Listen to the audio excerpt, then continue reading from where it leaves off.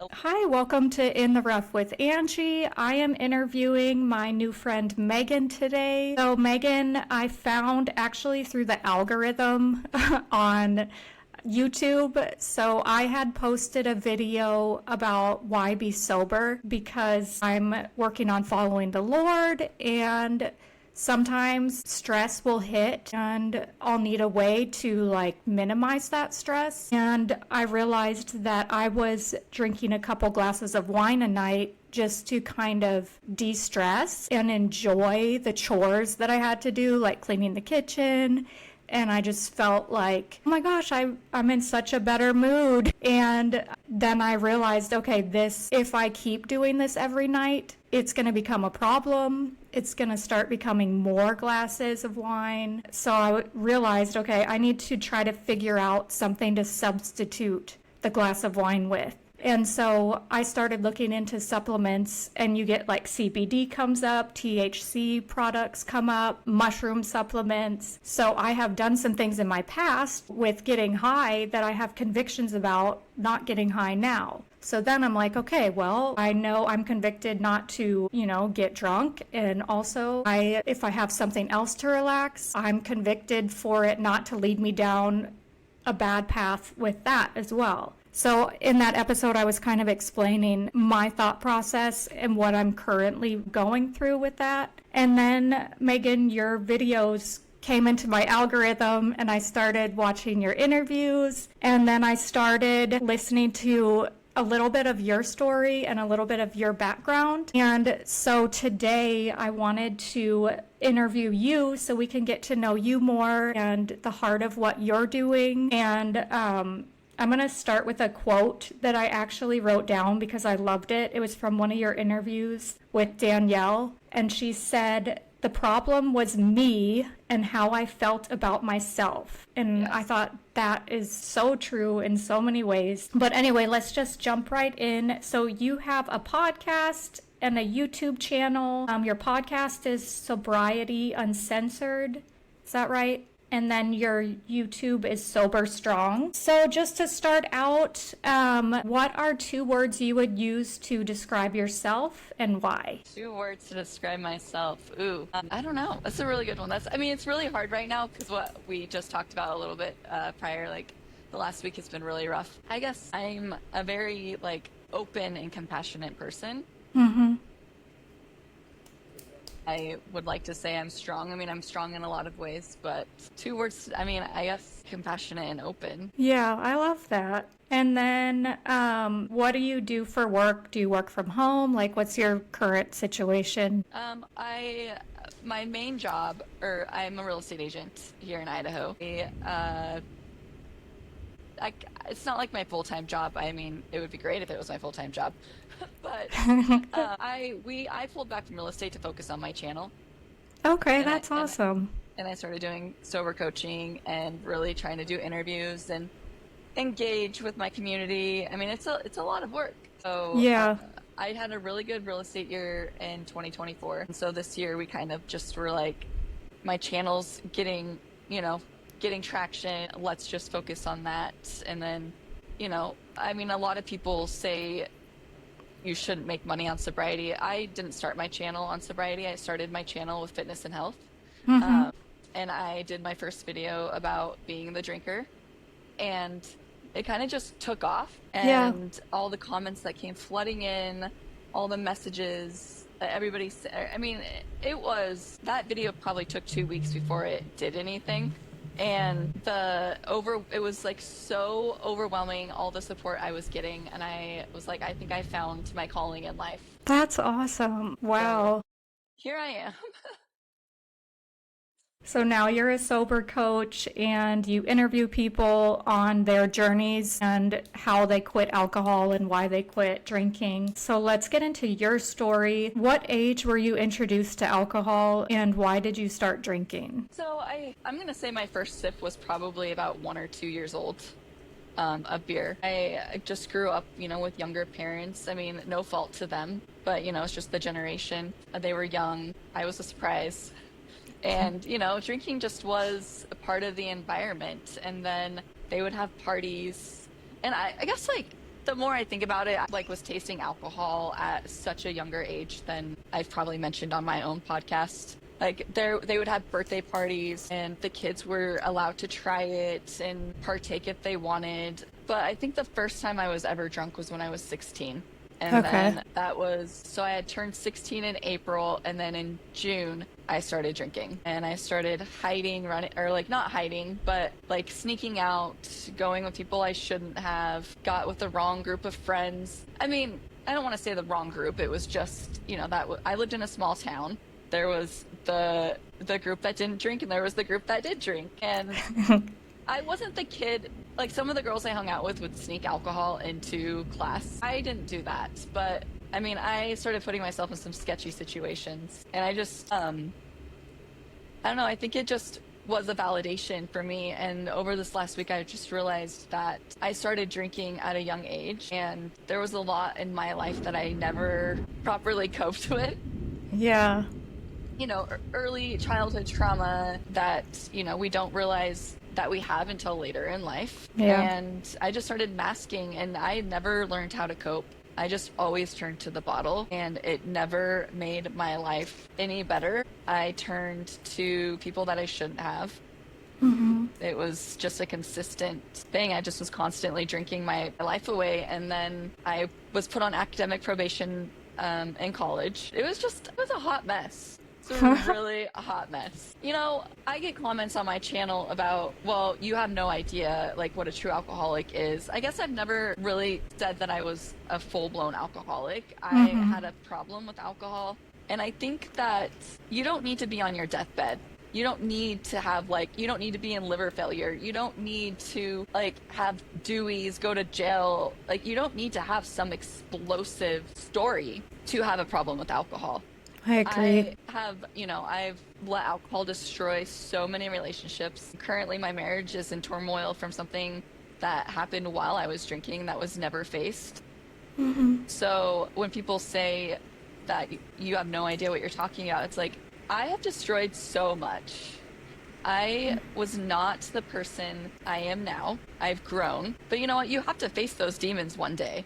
Right. And through all of this that I've been going through right now, I realized that I turned to alcohol for validation. Mm-hmm. It helped me validate who I was, or at least try. And then it helped me feel good enough, made me feel included. I mean, it was just, I never learned how to cope with anything without alcohol. So going through all these emotions without turning to alcohol, it's brutal. Because you realize how much you let alcohol affect your life. And then I was going to ask you, I know you've interviewed so many people. I was just interested to know, do you know chemically how alcohol affects us? Like, can you kind of share maybe some things you've learned through this process about how it affects us chemically? So I was diagnosed with, I mean, I'm definitely not the most educated in this area. But for me personally, I have ADHD, and I was trying to calm myself with alcohol, and then never realizing what I was doing, and it was still affecting my ADHD. And then I quit drinking, and I was like, alcohol was used, and a lot of people I talk to that have ADHD, they turn to alcohol also. I think there's something in our brain chemistry that just, some of us can handle alcohol and some of us cannot. And I was one that my body, chemistry and alcohol just never mixed well at all. What's an example of how bad the drinking got? Do you have any examples of some things that happened while you were drinking, or what resulted from drinking? Well, I was an angry drunk. So and it was more so with my boyfriends and my boyfriends from the past and my husband. They would see the angry part of me. I would lash out. I started drinking. So this is all new to my audience, I think, if they watch this. We moved to Idaho in 2019, and I think at that moment, I left everything that I knew back in Oregon. My family, my friends of 32 years. And the day that my mom left from helping us move, I got blacked out. And I think from that moment, my drinking spiraled. Yeah. So in 2019, and then COVID happened. Yeah. And then I got a job at a bar, and I was drinking with people I shouldn't have drank with. I was doing things I shouldn't have been doing. I would find a way to start drinking at 11 o'clock in the morning and try to hide it. My drinking was by far a lot worse. I would find buzz balls. I would do whiskey, beer, wine. I mean, I would try to hide how much I was actually drinking. And looking back, like, I had a major problem with alcohol, like more than I've ever probably admitted. But with things surfacing and people coming at me, trying to ruin my life now, it's like, you know what? That was who I was. It doesn't necessarily mean I am that person now. Like, I could start drinking as soon as I got done personal training up until I went to sleep. Like, it was, well, it's a buzz ball, it's coffee, like, or it's an Irish coffee. I mean, you know, all the excuses. It's just champagne. It's, you know, and, oh, it's only beer. Well, I'm not as bad as this person or that person, but I mean, I'm just as bad. I didn't have like a physical dependency on it. Like, I didn't wake up in the mornings and need it, but I mean, I was heading that route.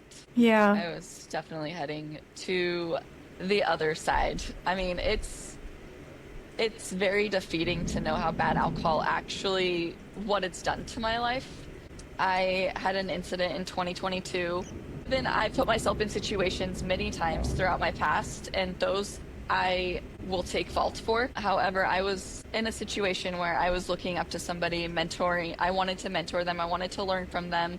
Thought I could trust them. And the whole entire time, like, the counselors will say I was groomed. I never knew that terminology, but this person knew what I liked to drink, knew, like, would always take us to dinners and happy hours and serve us alcohol. And it all makes sense now, because when I was invited to this person's house, this is where the office was, what my favorite beverage of choice was there. Like, you don't drink that. He didn't drink that. You know, a very older person, you know, somebody that and I feel like I always have to justify myself. Like, it was somebody that I would never be attracted to. I went home that day before I went over there. I changed my clothes. I put jeans and a blouse on. And, you know, I remember sitting down at the table drinking and going over things. But then I remember waking up in the bed without my clothes on, and his daughters came and got me. It was a whole thing. I was terrified to tell my husband. The detectives were called. It was a very traumatic experience in my life, because for some reason, as many times as I put myself in these stupid situations, this one was different than all the other ones. It was humiliating. I felt so much shame. I lost the gym family that I was working at. I just disappeared off the face of the earth. Nobody asked where I was. I went down and I had a physical, like, the sheriff's department came over here, interviewed. I mean, it was a whole thing. Yeah. And sometimes I can talk about it without crying, and sometimes I can't. So it's like, you know, one of those things where it's an up and down battle. I constantly have to live with that and still always blame myself for it. And I think alcohol is like when alcohol's involved, the perpetrator is always protected and the victim is always shamed. And too many times have I put myself in these situations. But I just talked to my therapist yesterday, and I said, you know, I may have put myself in some situations. Sometimes people wouldn't touch me, and sometimes it did go too far, but this one was different. Yeah. There was a report. I mean, it was a disgusting. I have been through EMDR, like trauma therapy. The state paid for my counseling to, you know, help with any resources. I lost a part of myself. I had major social anxiety. I couldn't go on that side of town. I was on so many anxiety meds for panic attacks to just get through the day. I told myself I wasn't going to drink after that.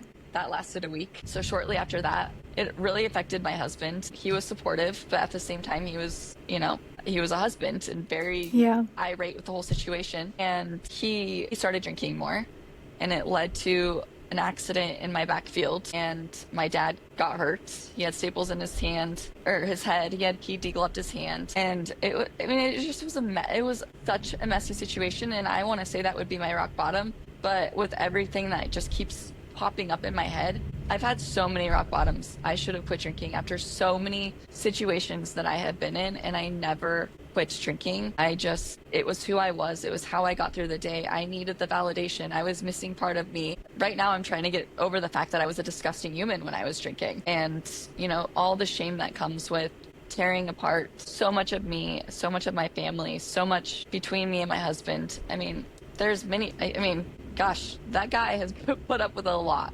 And there's been many years that he's asked me to quit drinking. Our relationship was founded on alcohol. Yeah. We didn't know anything else. If there was an issue with anything, it was always turned to the bottle. And we never encouraged each other to quit drinking. We could quit drinking for like a week or two, but that was the max. Sorry about my voice. It like keeps cracking. No, you're good. I don't know, that was a very traumatic experience for me, and I still have to really relive that situation. And then there's some situations that I tried to just bury because I never want there's just so many pieces that I wish I could just erase from my head. But like I told my therapist yesterday, I said I wish some of these events I could just put in the ground and grenade. I don't want to relive them. I don't want to rehash them. Made me feel so disgusting about who I was. And I was blacked out in so many of these situations that maybe I was at fault for, building up to those situations. But at the same time, I don't remember them. Yeah. And, that makes me feel disgusted. And then I feel like the people that were involved should feel disgusted as well. But being a married woman, I'm at fault. Yeah. And it's like, well, what about the other people? Are they not at fault? It's just the married person that is always, shamed. And alcohol is the devil. The devil got into my life, has destroyed my marriage. We started going to church pretty consistently when we quit drinking. So many good things have happened since we quit drinking. Having to pray every single day to heal and, help work through all these experiences that we have gone and are currently going through. It takes time. And, right. Seriously praying like 20 times a day right now. It's just one of those things like you mentioned earlier that about the devil. And my husband said the same thing. Give the devil a crack and he will just destroy. And that is exactly what happened. Yeah, and God doesn't want our fun to be taken away. It's not about not being able to relax or not being able to have fun. It's about someone will come after you. You won't be as alert. You're not going to be on your game to be able to fight against things. So you had mentioned blackout. So the difference between being blackout drunk and passing out is if you're blacked out, other people can still interact with you, but is it like a certain part of your brain is shut down so you're not really aware of what's going on? I was both. I would drink to pass out, or I would black out and then blackout pass out. There were so many things, and I would black out and then come out of it and then realize what's happening and be like, oh my gosh, what just happened? There were moments that I would pass out at tables. I would pass out at concerts. I got kicked out of concerts. I got kicked out of bars because I was wasted. I would pass out in booths. It was so bad, but those blackouts started getting more frequent. And I don't know if it was just my brain started just shutting down to alcohol. I don't know all the science behind it, but I started thinking about this. Gosh. And so I quit drinking July 10th, or my last drink was July 9th, 2023. So I started thinking about this probably a year or two before I quit drinking and realizing how much I was blacking out, what chaos I was causing. And it kind of started scaring me. Why am I blacking out so much? What is wrong? But then, I quit drinking and I realized how much it actually affects the brain. And I never realized how bad alcohol was for us. The more I stay sober, the stronger I get to stay away from alcohol, and the more I learn how detrimental alcohol is to us. Yeah. And it affects, this is going to sound silly, but I was never scared of my liver. I never thought of my liver. I was scared of my brain. When I realized what I was actually drinking, ethanol and asbestos and formaldehyde and all all the things. I'm like, I'm literally, yes, I know the ratio between gas in our cars and drinking alcohol is different, but there's YouTube videos of people putting alcohol in their cars and running on it. Oh my gosh. And so that moment that I realized how poisonous it was and what it was shrinking my brain. I was like, so this whole entire time I've been blaming it on mom brain. No, But yeah. it was the alcohol destroying my brain. Oh my And gosh. I mean, it made me do things that I would never do had I been sober. Yeah. And And I I can know a like, lot of people can relate to that. yeah. I mean, I can apologize and apologize and apologize. I can uproot my family. I can blast out everything that I've done. I can call out people also for partaking with me in these situations because as of right now, I'm the only one that is the bad person in the situation that I caused like almost 4 years ago. These people came out of nowhere and decided to attack me, blow up my social media, and tell something that I should have told myself. I get that. But some of these things, I was so blacked out and so far drunk that I never wanted to relive these moments and have to live. I've had to live with that shame and that guilt for so long. But now it's almost a weight off my shoulder that it's known now. But for those that watch my videos and know my past, I have a past. Right. I don't need to broadcast to the whole entire world everything because that hurts my family members and my husband as well. So I think, some things are for more of a private matter. But Yeah. I mean, I agree. And if somebody's judging you for something you've done or are doing, like they can be guilty of the same thing. So it just makes people feel better about themselves to be, putting the aim on somebody else because then they think better about themselves. But if any of us judge somebody else for what they're going through, we can soon realize we go through the same things. Like we have the same temptations. We've done the same type of things, maybe in a different way. Like we're all imperfect. Like we're all going to mess up, and to blame somebody for their journey is just, it doesn't make sense because at some point it's going to turn back on you and you're going to have to look at yourself, like, what you're doing. So you had said, so you have two kids. Did you notice how your drinking was affecting your kids? Like you said how it affected your husband. Did you notice how your kids were responding to you when you would drink? Or was it like, you don't really remember? all of the above. There was nights that I would have no patience with them. I'd be quick to anger, quick to yelling. My husband would be the one to do all the bedtime routines because I'd be outside drunk. One of my kids noticed me stumbling through the hallway one day, and then my other kid was so annoyed with me dancing and drinking with my friend in the kitchen. And I mean, there's just so many stories like that, how ridiculous I was in front of them. I was not present. I was not involved. Since I quit drinking, I've been a volleyball coach. My kids are in sports now, starting horse riding lessons for my daughter. I mean, we go on more little adventures. We take them on date nights because now it's not all about alcohol. I was so selfish when I was drinking. I didn't care about anybody else but myself. And luckily my kids are young enough to rebuild with them and be the best mom that I possibly can be for them. But I have so much guilt for what I missed out on. My daughter, I didn't drink a drop of alcohol with during her pregnancy. She was 6 weeks early. I survived that whole entire time being sober. I got home 3 days after she came home from the NICU. She was in the NICU for 16 days. So she came home April 15th, and April 18th, my cat died. Oh. I went through all this trauma with my first child, scared to death, didn't drink a drop of alcohol. My cat died and I got wasted. So Yeah. I went 7.5 months sober. And it took me that one incident to drink and go right back to where I was before I got pregnant. And then my son, I would have the minimum amount of red wine that I was allowed. Yeah. And I didn't care. I did everything by the book with my first pregnancy and then my second pregnancy. I mean, he came out healthy, he's fine, he's thriving, he's amazing. I would drink wine every night.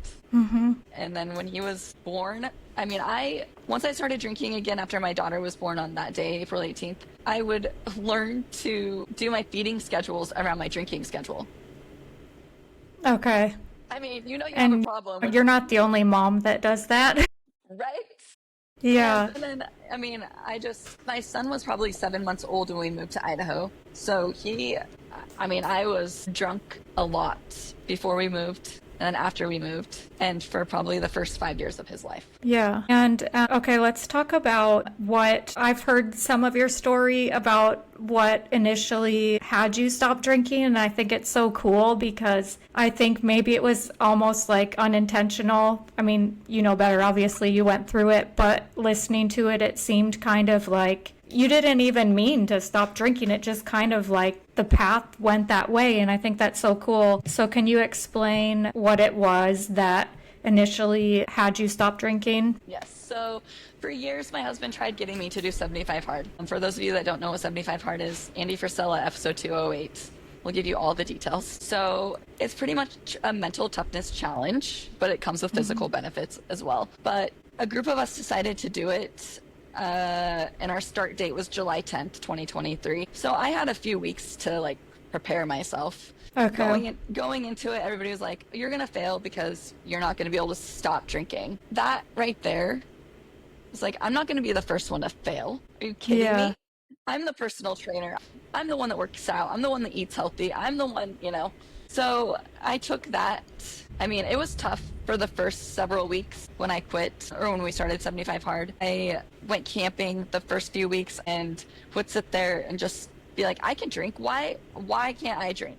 I can fail this. And then I was like, I can't fail this. I'm not going to be the one to fail. So about halfway through, give or take, something came over me. I don't know if it was God or what, but something hit me, a switch, and I said, I never want to drink again. I took the majority of the bottles, all of the hard liquor, dumped it down the drain, sent one of my friends a picture, and to this day I wish I would have actually recorded what I did because, I mean, at that time I hadn't done a quit drinking video or anything, but I was working on my fitness channel and I was doing 75 hard workouts for my channel. Okay. Just kind of like trying to keep me going. But yeah, halfway through, I decided I was done. At that moment, I realized how much alcohol was actually affecting my life. And I did not want to partake in it anymore. Being clear-headed for the first time in 21-ish years, from like age 16 to 35, 36-ish. I'm 38 now. So I think whatever age I was when I quit drinking. So 20 to 23 years of drinking, I was clear-headed and I realized how much I was missing out because I was actually forced to engage with my kids, go do activities, do all the things. And I realized how much I had been missing out on because of alcohol. So I think it was day 50. I did a video of what made me quit drinking. And that is the video that made me realize that I'm in the space that I need to be. And quitting drinking is what my life needs to be. I mean, alcohol serves no purpose. Yeah. I love that. And then... But I did wake up hungover. I mean... Did you, like you said, you weren't physically dependent on alcohol, but did you go through other withdrawals from it? It's really hard because I really feel like I had an unfair advantage to answer a lot of these questions when it comes to early sobriety because I was so focused on just completing my daily tasks. I was tired, but I don't know if that was from the 2 workouts a day and getting rid of sugar as well as alcohol. I was agitated. I don't know if that was because I was not drinking or, I mean, all like those emotions, like the irritation, the fatigue, but I didn't have like shaking withdrawals. That's good. I didn't have those. But I did have, some of the psychological pieces to it. Like it was hard to find new habits, but that's when I started saying, put it in a fancy glass. Yeah. So that works. Sparkling water in a fancy glass saved my life. That's awesome. And then, what was I going to say? Oh yeah, that's kind of what I meant to go towards. So there's new ways like to address the habit, like because at the end of the day you want a glass of wine, or maybe it's at 4 p.m. that desire starts for people to want to start mellowing down. You had mentioned on one of your videos you like the recess drinks, which is, I don't know exactly what's in there. I've tried one before, but it just kind of relaxes you through has natural ingredients. Yeah. So then you would put that in a wine glass, maybe with some sparkling water, and then just the ritual of having something that you're drinking and relaxing to, that helps a lot. It does. And that was kind of my journey going down, researching what is like having a glass of wine, but it's not a glass of wine. Yeah.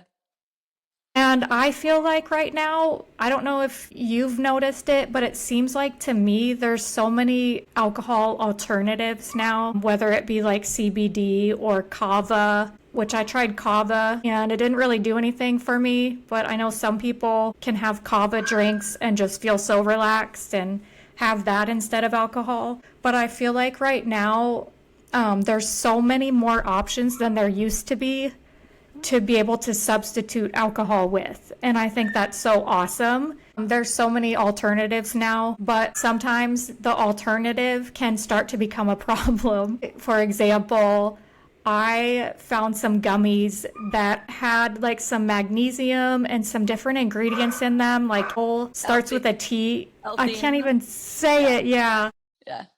And I would take those gummies and then that would be my way to kind of relax. But then it started turning into, I need to have these in my purse because if I'm out and about and I'm having a rough day and I need to just mellow a little bit, I can take the gummy. And I don't think it's become a problem, but it's like, how do you moderate, if that's even the word, how to do moderation in life in general? Because, when you stop drinking, it's good to substitute with something so that habit, like you can physically still have something. What's your advice to people on how to be moderate in like whatever they're substituting? I started L-theanine actually when my therapist realized that I had a drinking problem and like, why do you drink? And I said, because I need to calm myself. Like I literally need to calm myself. So he recommended the L-theanine. So I started actually slowly weaning off of alcohol a little bit more and more before I started 75 Hard. And I relied on that for quite a while. I think that whatever gets you through early sobriety until you are ready to just be okay, I think you just have to do what you have to do to stay sober. I just realized probably a few months ago that I've stopped drinking seltzer waters like I used to. So in the very beginning, we would go through cases and cases of seltzer water.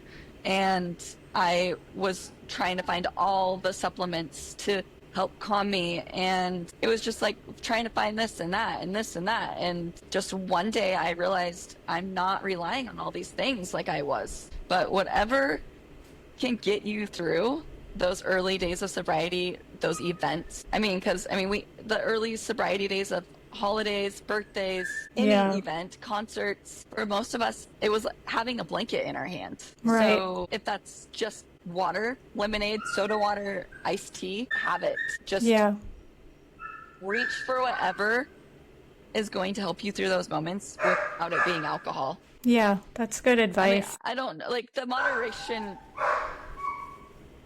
The moderation part is really hard because I've had a lot of feedback on this question actually. Well, you're just turning to a different alternative. That alternative is better than alcohol. Yeah, for sure. Yeah. What is seltzer water gonna do to me? Yeah, no kidding. Coffee is a lot healthier for me than alcohol. It doesn't make me make stupid decisions and embarrass myself and have shameful experiences. Yeah. I actually sell coffee now because coffee helped me through those early days of sobriety. And a lot of people say one addiction for another addiction. I like the taste of coffee, and it helped me in so many ways to get through those early days of sobriety. I am now down to 1 cup of coffee a day. I was 7 cups, but now I'm like 1 cup. Yeah, I agree. I just want to bring up something that somebody commented today because I think that it is very helpful. Somebody commented on my recent video, said, compulsive shopping paired with compulsive drinking is a perfect storm. Also, compulsive eating, compulsive nail biting, compulsive sexual behavior, compulsive decision making, compulsive skin picking, compulsive hair pulling, it's all connected. Anyone who struggles with compulsive behavior of any kind should stay far away from alcohol. And I feel like I have so many compulsive tendencies that, like I say, the more I stay sober, or the longer I am sober, the more I realized all these things that like affected me. Yeah, there's a lot of aha moments about things. Yeah, because lately what I'm working on is discipline. I'm not naturally a person that has good discipline. Like growing up, my dad is the most disciplined person that I know. He is just naturally, that's what he wants to do. It's how he operates. And for me, I have never been disciplined, but I'm kind of seeing what problem that makes in my life because I'm not disciplined. Like I view discipline like if the dogs were just barking. So I go and I just grab a treat and I like throw the treat outside without trying to discipline the dog because I would view discipline as kind of abusive, but discipline is actually not abusive. It's if you do it in the correct way, it's more correcting and guiding. So that's, I think, so saying that, like not having discipline, I think it did make me more susceptible to smoking, drinking, drugs, wanting to be free in these ways. So I do think there can be like a certain trait that we have, I don't even know if I'm saying this right, that makes it easier to not have discipline or moderation with something, but to like just keep taking it forward. The main factor, what do you think was the main factor in helping you to initially quit drinking? Like was it your willpower? Was it upset at people because you don't think I can? Yes, I can. Was it an act of God? I think it was an act of God for sure. One of Andy, obviously I'm not paid by Andy Frisella to talk about him, but he has helped me a lot through his podcast. One of his episodes, I can't remember exactly which number, but he talks about this black energy. And I listened to it. We went on a 2-hour drive east while we were doing 75 Hard. And I was like, holy crap. That black energy is also what keeps me going. When people don't believe in you, and it's the effort theory, like, what, screw you, I've got this, and I'm going to keep proving you wrong. I mean, I've always been naturally disciplined, except when it came to alcohol. Okay. I think I'm disciplined with diet, exercise, water, trying to go to bed at, a decent time. But when it came to alcohol, I had no discipline. So there was no moderating it. We weren't at a good place in, like, we weren't going to church much before we quit drinking, and it put us back into church. Yeah. And so I really feel like that really helped. And like right now, like the devil is staring at us, but it's not going to pull me back to alcohol because I know that God has a different plan for me. And maybe this all was supposed to explode for a reason, but with my discipline, and I feel like willpower runs out, like motivation runs out. Yeah. But you have to be disciplined in everything. I mean, like praying and just discipline is a huge thing.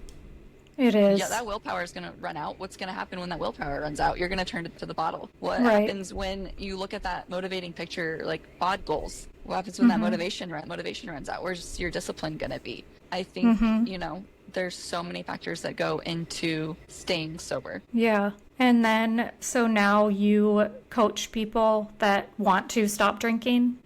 And do you walk them through like the whole process? Like they're drinking now and you start working with them and then walk them through the process of quitting and then withdrawals, and like how does that work? I haven't had any like serious cases. I had somebody attack me and tell me I shouldn't be a sober coach, I should be a 75 Hard coach. But what people don't know about me is I have a laundry list of things that I can relate to a lot of people. It's not for the public, it's for those that I coach, because that helps me relate to them. And I'm like, okay, in this situation, this is what I did. Or in that situation, this is what helped me. And so, like, we go through, what their relationship is with alcohol and what they want. I mean, I get a feel for them. We create a relationship and then we build on that. And some people have family issues that keep them drinking, and I can relate to them on that. People have relationship issues, I can relate to them on that. People have past traumas, I can relate to them on that. People, most everybody that I talk to, there is a very relatable piece. And I tell all the people that I coach that I have been through this myself and I can help you get through it. I give them tools. We work through questions, books, exercises, all the things. And, maybe I'm a good fit for one person, but not the other. And that's why there's so many of us out there. not everybody is going to be the best fit, and that's okay. I mean, Yeah. I have some people that aren't certified that I've interviewed, and they charge an outrageous amount of money. And then I feel like I'm more on the lower side, and those people that charge a lot are like, no, you need to charge more. To me, I want to be fair to everybody that needs help and be able to help them. I did that with personal training too. I would do my best to accommodate them, also because my time is worth something as well. And I feel like putting all my content out there, it's all free. I do have a private community where we meet weekly and everybody gets to tell their story, and it's private because I've asked them in many videos or lives that we do together, like, would you be willing to come on and talk to me if this was a public platform? And they're like, no. So I have a private community where go through how everybody's doing. Sometimes it's strictly just coaching and motivation and tools. Sometimes it's just BSing. And then just like my coaching, I do a discovery call to see if I can help. I do have one person right now who is probably going to be a really hard struggle for me because I've never dealt with somebody that is so dependent yet, but it's all a work in progress. And with all the tools and resources out there, if I can help them in any way, shape, or form, like, that is what I want to do. And I view coaching as like personal training. I loved personal training. I loved helping people. I loved getting them their results. But one day a week with me, when you have a long ways to go, is not going to help you. Right. Because so many people that I trained would be like, I'll just buy one session a week and then I'll come in here by myself. Right. They never did. They never did. Rarely. Like, probably 10% of the people I trained. Just like coaching, if you really want the help, you're going to want consistency with your help, because, you know, your time and money is worth something as well as like my time. And so I recommend people, there's so many resources out there. There's so many there's so many Facebook groups, Instagram groups, online communities, AA. There's what's the Celebrate Recovery. That one's not talked about a lot.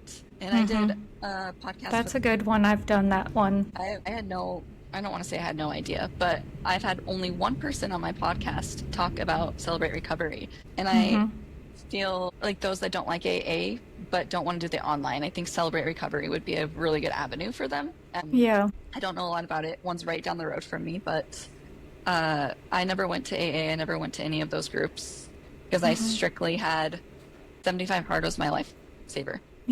And, you know, going back to church and just getting more involved with my family. So then who would you say were the people, like, as you're going through this process, that were supporting you? Was it your friends that were doing 75 Hard with you, or was it a different community? Or do you feel like you kind of went through it more alone than some other people have?